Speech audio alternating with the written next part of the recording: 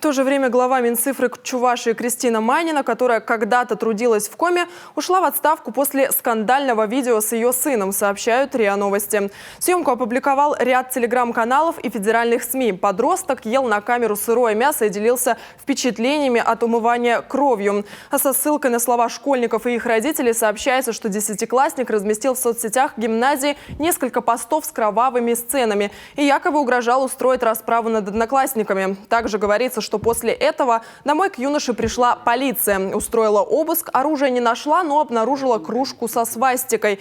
Глава Минцифры Чувашии Кристина Майнина объяснила поведение сына его желанием привлечь к себе внимание и подчеркнула, что никаких преступлений он не планировал. Напомним, пост министра в Чувашии Кристина Майнина заняла после того, как в 2021-м покинула должность начальника управления цифрового развития, связи, массовых коммуникаций и рекламы в Республике Коми.